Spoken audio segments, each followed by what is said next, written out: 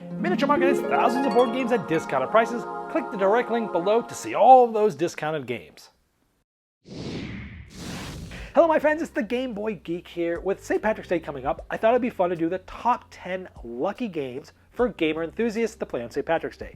Now, I just recently released one for casual gamers, and those are ones that you want to send that video to your friends and families that don't play a lot of games but are going to a St. Patrick's Day party, or if you plan on going to one of those parties and you don't want one of these slightly heavier games to teach people, that's a great one too. I just recently released this.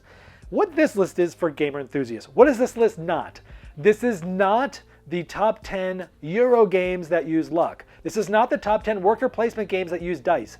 Yes, there is a Euro game on this, we'll get to that later, but this has purposely a cross-section of different types of games with different mechanisms that all use luck in a different way for St. Patrick's Day. So somebody that's a gamer enthusiast, everyone should find at least one game on here that interests you. Here we go.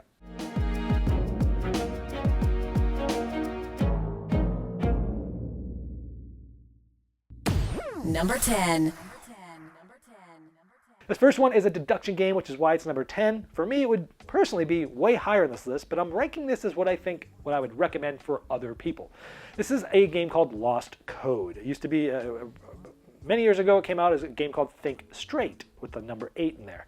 Lost Code is a deduction game where you are trying to figure out the numbers in front of you. It's somewhat similar to Code 777, if you're familiar with that. You have numbers in front of you that you can't see. There's one of each color. You can see everybody else's secret code, but you can't see yours. Dice are rolled. Whoever's in last place will roll the dice. Then they can mitigate it. They can take any one of those dice and change it to any of the colors. Typically, you want to have 2 dice of the same color to help narrow things down a little easier. So you can mitigate the dice, but you are at the luck of the dice. When you get towards the end of the game, and you really are needing this color and you're not rolling it, you've got to change to the color you want, but you also need to be able to deal with what the dice is giving you, which is why there's not usually a lot of luck in pure deduction games. This is one of the purest deduction games that actually has a lot of luck. So that's a different thing, which is why it's on this list. And it's really fun because you're trying to figure out this code with some luck, but there's a lot of strategy involved, a lot of trying to figure out, hey, what does my blue plus purple add up to? Okay, it might be this. And it is a very crunchy, thinky, brain-burnery deduction game, but it does have some luck that can bite you that you can also mitigate, though. Lost Code. Number 9. This next one is probably the most unique game on this list. It's called The Big Score. Not a lot of people know about this game. This is a game from Van Ryder Games where the first half of the game is a card drafting game. You're drafting thieves, different types of thieves, and then you're sort of working together with other players, with the ones you've drafted, to go out there and go to different areas and buildings and steal things. And hopefully you have enough strength between all the different people needed and different you have the strength, you have the bronze, you have the muscle, you have the getaway car. You're trying to have enough of everything specifically for that area to get things that you're stealing. Well, at the end of the game, the things that you're stealing are going to be set collection, and you're trying to get certain points depending on the type of item. The second half of the game is a huge press your luck game where you drop all these tokens in this big, gigantic skyscraper, and you're pressing your luck drawing these tokens, but you might be drawing police. And if enough police are drawn by everybody in total, nobody gets anything that hasn't already left the area.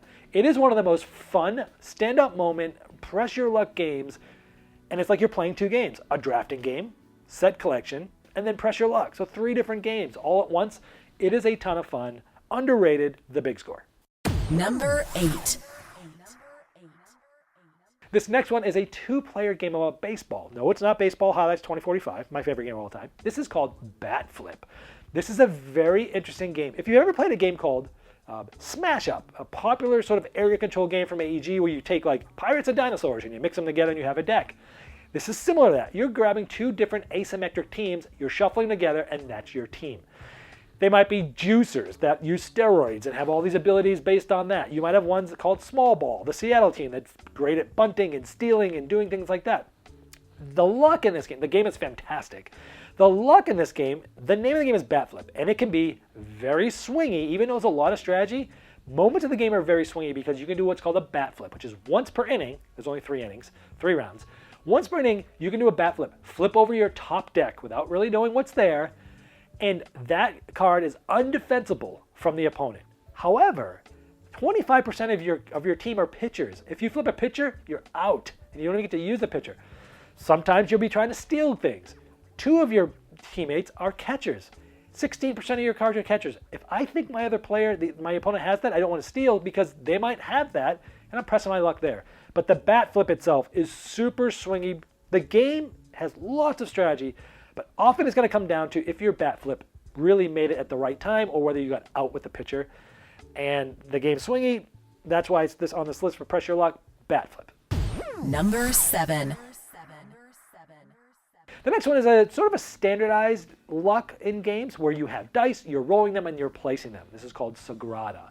Beautiful game where you're making stained glass windows from Floodgate Games where you are placing dice, and there's certain restrictions on where you can place them. Sometimes you're restricted by color, sometimes you're restricted by number, but you can never place the same number or color next to another die of the same number or color. So I can't place a 2 next to a 2 or green next to a green.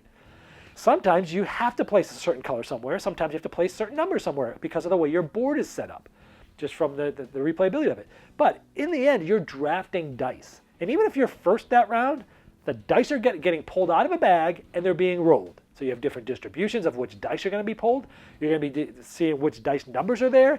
And there's a lot of luck. There are some tools and ways that you can buy things that will mitigate it in the game where you can change a die, flip a die over, break some rules. There are ways to mitigate this luck, but there is a lot of luck in which dice are pulled and what those dice are rolled as. And it does play a huge part of your strategy as to how to mitigate things, when to mitigate things, and knowing that you might not be able to mitigate things. So Sagrada is a great one with luckiness in it. Number 6. This next one is sort of a pressure like dice rolling game. Designer John D. Clare and AEG put this out, Space Base. This is a game where you are kind of like a deck builder in a way where you're making money. You're buying cards. You're slotting these cards in different numbers in front of you. On your turn, you're rolling these dice. If I roll a 1 and a 6, I could use that as a 1, I could use that as a 6, or I could use that as the sum of those two, a 7. Everybody else also can do it because every card you buy will do something for you when you trigger it. It also has an ability that will be triggered when other people roll dice. So there's zero downtime. Every turn you're doing something, but there's a ton of mitigation. There's mitigation, but there's a ton of luck. I'm getting these dice. I know which cards I'm buying. I know where I'm placing them. I know, generally speaking, the probabilities. 2 dice, 7's great, right? But 6 is actually easier to get because I can get a 6 with a 6. I get a 6 with a 4 and 2. I get a 6 with a 5 and 1. So like the probabilities kind of get shifted to normal dice rolling, but there's a lot of luck. A lot of luck. But mitigation as well, and different ways to change things with some of the abilities. Space Base is great. If you like Space Base or you like the style of game, another game that came out that had a similar idea of it working this way is called Bad Company from Aporta Games. Another one to look at if you like Space Base or this mechanism. Number 5. All right, in the original overview and the intro here, I said I would have a Euro game on this list. I could have put a million of Euro games on this list. I just wanted to put one because I wanted to cross-section many different types of games. The one here is Grand Austria Hotel. I was thinking Castles of Burgundy, but Grand Austria Hotel, not only do you have dice it's a worker placement, dice placement game, where you're at the mercy of which dice were rolled that round. But unlike in Castle of Burgundy, where you just roll the dice and you use them, this is not only the dice that are rolled your ones you're using, but the more dice of each number that's rolled is the power of the action you're taking for that one. Now, there are ways to mitigate things. There's also ways to pass, where you wait till the end of the round, everyone's taking their die, you remove one, you roll it again. There is ways to mitigate this. Maybe not quite as powerful as like Castles of Burgundy mitigation, but you're also getting more or less power for things. Grand Austria Hotel is a fantastic Euro game where you're putting, you're giving strudel and coffee and desserts to people that are waiting outside your cafe. You're trying to put them in your hotel, and it's amazing. But this game is fantastic because it's dice placement, worker placement, ways to mitigate, power of the amount of dice is there. It's why this one made the list. Number 4. This next one is essentially an abstract game with luck in it. It's a good balance of abstract and luck, and there's 4 games in this system. This is called Mr. Jack. It's the Mr. Jack system, and this is Mr. Jack in New York. This is actually my favorite game on the list, but again, I'm not making this list for me. I'm making this list for you in the fact that the ones that I would recommend the most, this is a heavier sort of deductive, hidden movement style, mano-a-mano type game. Not everybody loves this game, but I love it. But there's a lot of luck in it. It's like an abstract game where you're moving around. One of you is Jack, Mr. Jack, Jack the Ripper, trying to keep your identity hidden and escape out of New York. The other player is the investigator, Sherlock Holmes and such, trying to basically narrow down who you are and catch you. But there's a lot of luck because there's in each sort of set of 2 rounds, there's 8 characters. 4 of them are going to get randomly shuffled, and well, they're all shuffled. 4 of them randomly come out. Those are the options this round for the special abilities for those characters. You know that the 4 that weren't taken in the first round are going to come up in the second round, so you can plan for that. But after that round, the even round, they all get shuffled again. You could be setting up your strategy for something specific and not get the characters you need in the round you need them, and you need to adapt to that. You might get around where all the characters are not even suspects anymore, and you're like, oh, I didn't really want to go first now. This isn't a great draw for me. You typically are playing the game for a strategy, but you have to leave yourself open for many strategies because there is no mitigation of this luck, and it's a beautiful blend of luck and strategy. The Mr. Jack series, all 4 games, the smallest one's called Mr. Jack Pocket. I recommend starting there first. It's not very expensive, and it's amazing. Mr. Jack in New York is my favorite. The whole Mr. Jack series, great balances of luck and strategy. Number 3. This next one is Magnate the First City. This is a game where you are running your own real estate empire, and you're building residential buildings and commercial buildings and industrial buildings. And where you place these in regards to other building types thematically will work.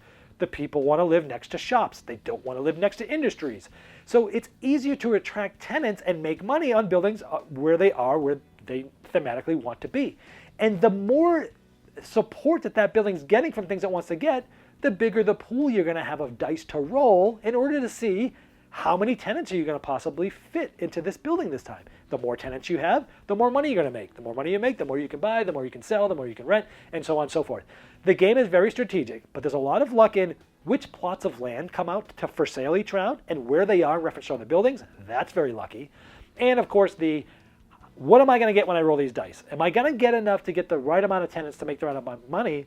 Now you mitigate that by putting the building around the right amount of things, getting enough dice to make it so that the probabilities are good enough that they're in your favor. So there's a lot of luck in this game. There's a lot of strategy, but it's fantastic, fantastic real estate economic game. One of the best ever. Magnate the First City. Number 2. This next one, sadly, is the only one on this list that's not available today, but I'm putting it on this list because I really want someone to reprint this. I'm surprised it has not been reprinted. This is called Panic on Wall Street. If you've ever heard of the game Pit, this is a game of Pit on steroids that's actually fun and has strategy. It's crazy. Half of the players are investors, half of the players are like bankers. I think it's a 2-minute timer. Everyone at the same time is like you're on Wall Street, hooting and hollering, real time trying to buy and sell stocks. You're making deals, pledging how much you're going to bet on a certain stock, knowing that the different stocks of the different colors have different probabilities. Some of them are safe, some of them are really risky, and everything in between. Once that timer is done, each of the stocks' dice get rolled. Now you know the probabilities of these dice. You know the swinging one could go from X to X minus X. You know that the safe one's only going to move from here to here. But you also know where they are on that sort of track and knowing, well, it can't really go down that much because it's already low, so I'm going to buy it. So there is lots of strategy. There is lots of negotiating in real time. And there is lots of luck as to, you know what, you could buy something that's, hey, there's only one space down it could go. It's got almost nothing but up to go. Worst case, I'll go down, but likely I'm either going to stay the same or make money. The die rolls, it goes down. It happens. It just happens sometimes. Lots of luck in this game, but it is one of the best games that have luck, and it's one of the best it's probably one of the best negotiating games ever. Panic on Wall Street. Number 1.